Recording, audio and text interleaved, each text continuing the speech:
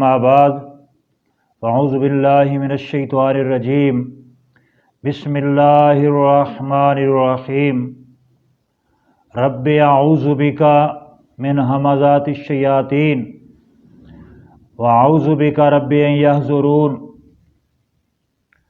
मुअज़्ज़ज़ नाज़रीन, इससे कबल हम जादू की हकीकत, जादू की लुग़वी और इस्तिलाही तारीफ़ात बयान कर चुके हैं।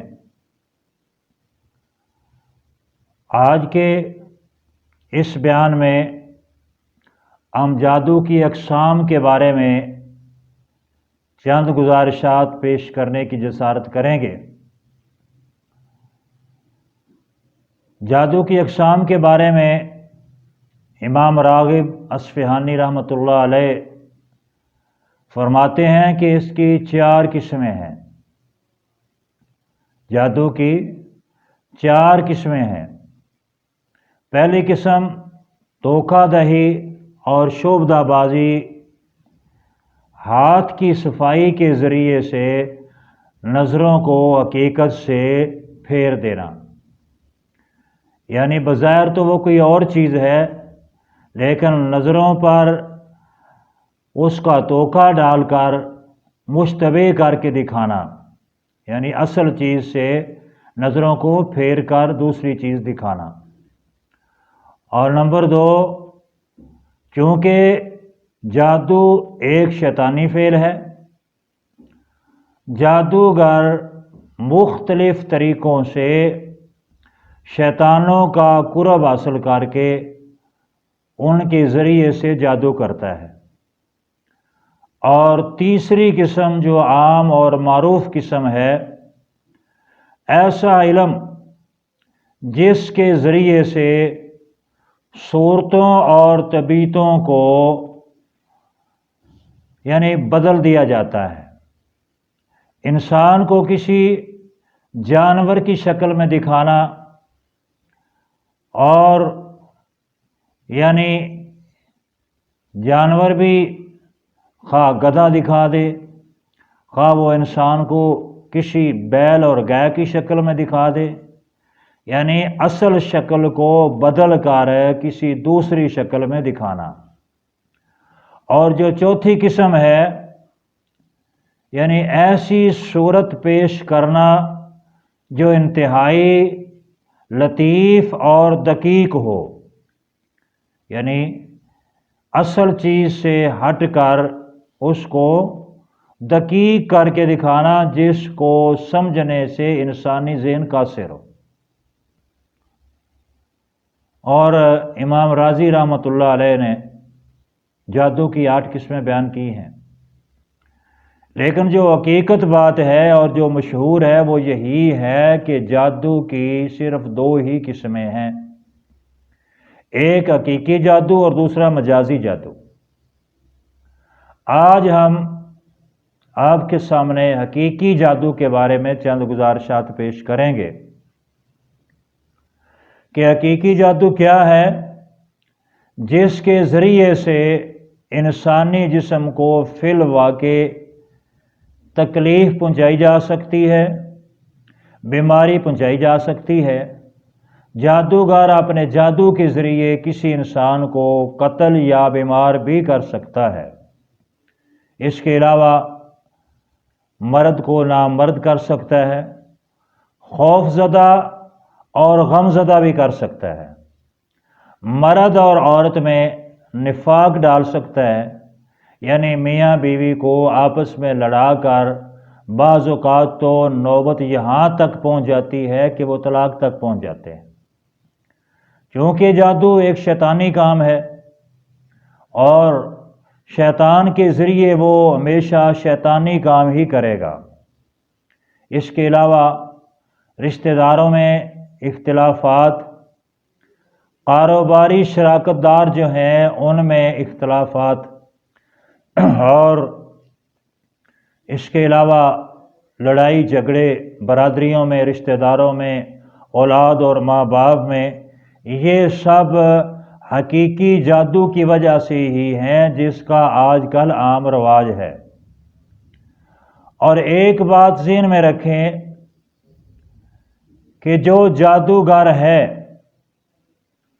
وہ مومن مسلمان نہیں رہتا، کیونکہ جب کوئی شخص جادو کرتا ہے تو نبی کریم صلی اللہ علیہ وسلم کے فرمان کے مطابق وہ کافر ہو جاتا ہے، جادو کرنے والا بھی اور کروانے والا بھی۔ اور جو وہ جادو کا کام کر رہا ہے وہ ظاہر کفر ہے۔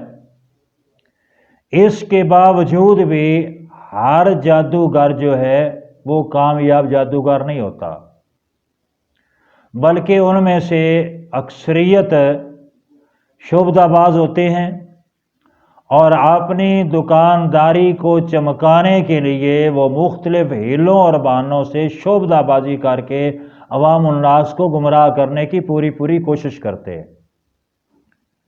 جیسا کہ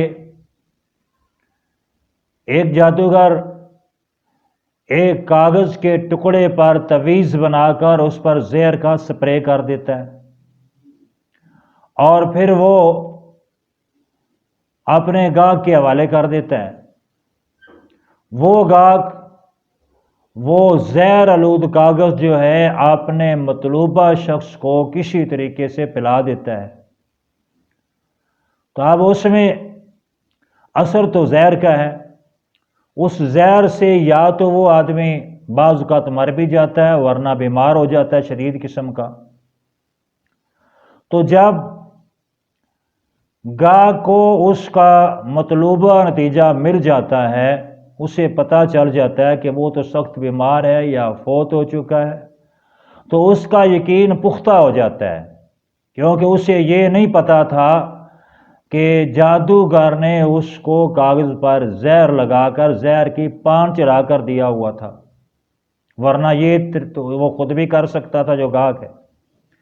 یعنی اس طریقے سے وہ لوگوں کو ورغلا کر اپنی دکانداری چمکاتا ہے اور اپنے جادو کی دھاک بٹھاتا ہے۔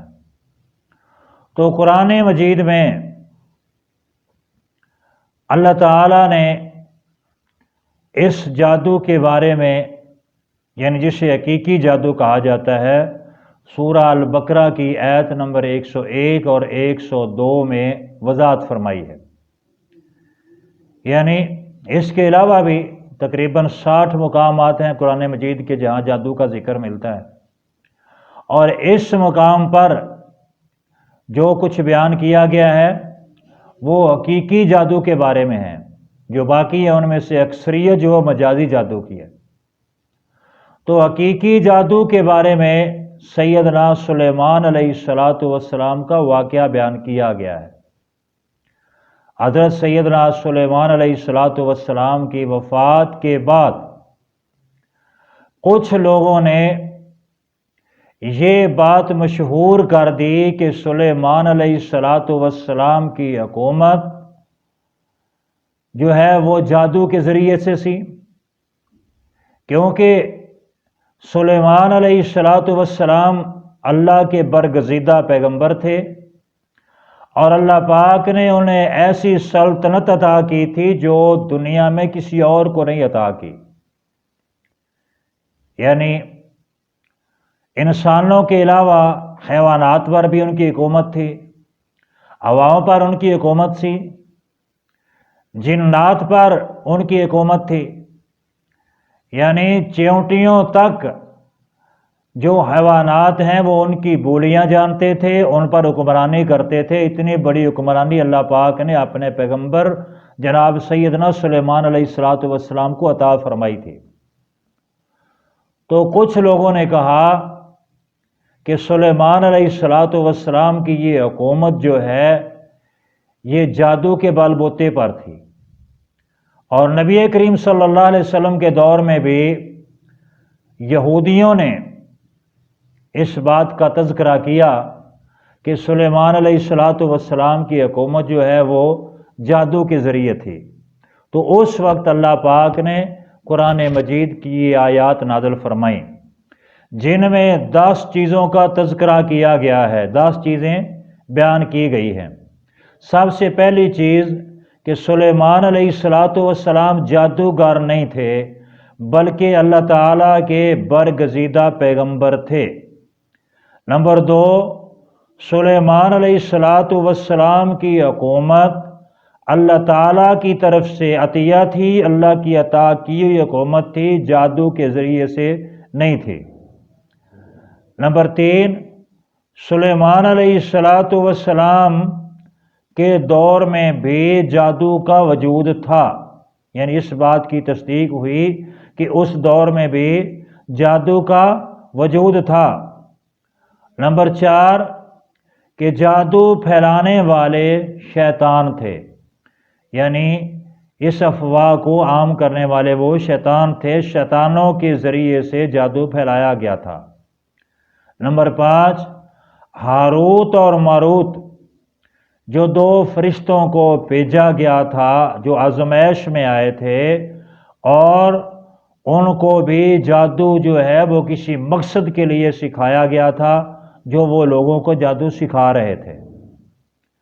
نمبر 6، جادو سیکھنا، سکھانا، کرنا، کروانا کفر ہے، یعنی یہ قرآن مجید کی ان آیات میں بیان کیا گیا ہے۔ اور نمبر 7، لوگوں کو جسمانی طور پر جادو کے ذریعے سے اذیت پہنچائی جا سکتی ہے۔ نمبر 8، اگر اللہ تعالیٰ کی مشیت نہ ہو تو جادو کسی پر اثر نہیں کر سکتا۔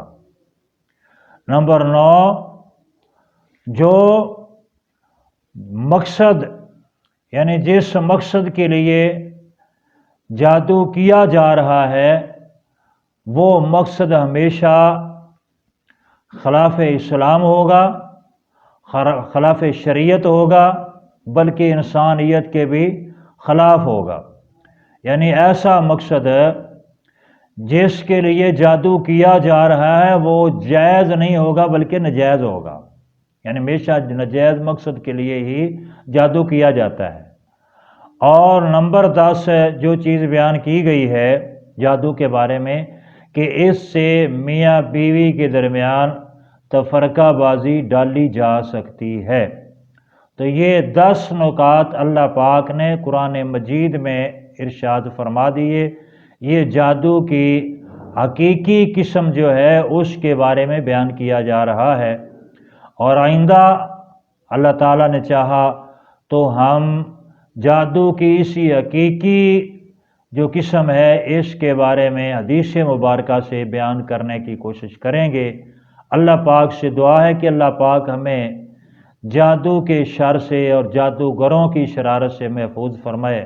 وما علینا الا البلاغ المبین۔